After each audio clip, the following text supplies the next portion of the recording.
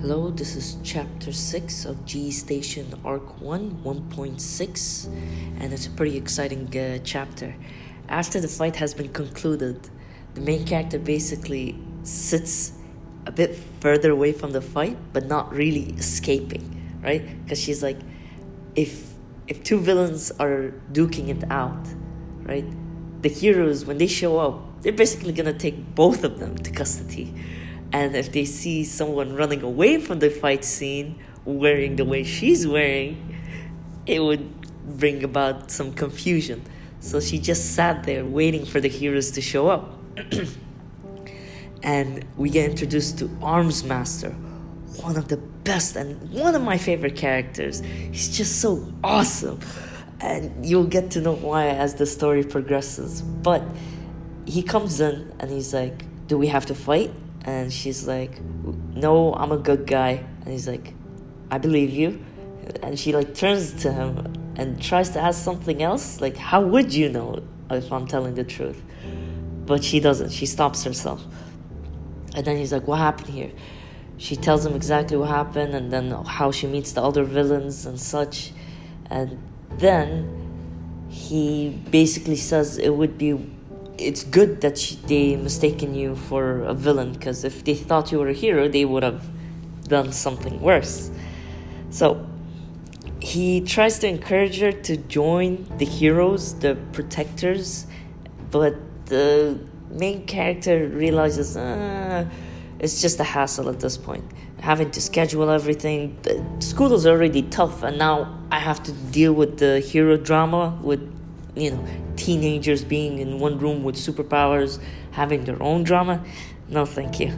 So then they start introducing Tinkers, because they were introducing a character called, one minute, I'm not gonna pronounce her name, I'll let Google pronounce it. Bakuda. Oh, there you go. That's as best as it gets. And Oli Lee. Those two are the side villains for Lung, and they introduced the power for one of them, which is Bakuya. They first start with, "Are you aware of the Tinker classification?" Right? And the main character replies with, "Covers anyone with power that gives them an advantage grasp of science, lets them make technology years ahead of its time. Ray guns, ice blaster, mechanized suits of armor, advanced computer." Arms Master replies, "Close enough," but he elaborates, right?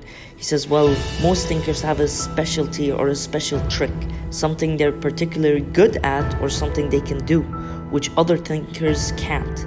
Tinkers." Yeah, I forgot her name. Her ability is basically specialized in bombs. That's an issue. She could blow up a city, blow up a country. They need to quickly get her into custody and get rid of her some way or another. She is just a very, very dangerous element that needs to be taken care of, right? So he's like, "I'll give you options." First of all, he mentions about Lunge's credit, like who takes credit for capturing him. And he mentions this for a reason, where he's like, you could take the credit, you could showcase that you're a superhero now, but here's the issue. Those two could come after you and the people you love if they ever find out. That's an issue. Of course, we will protect you, but with one of them being a bomb specialist, it's like, I don't know how much we can do. That's terrifying. So the main character ends up giving the credit to Arms Master. Arms Master takes it, and in appreciation, he basically tells her he owes her one. And that's how the chapter concludes.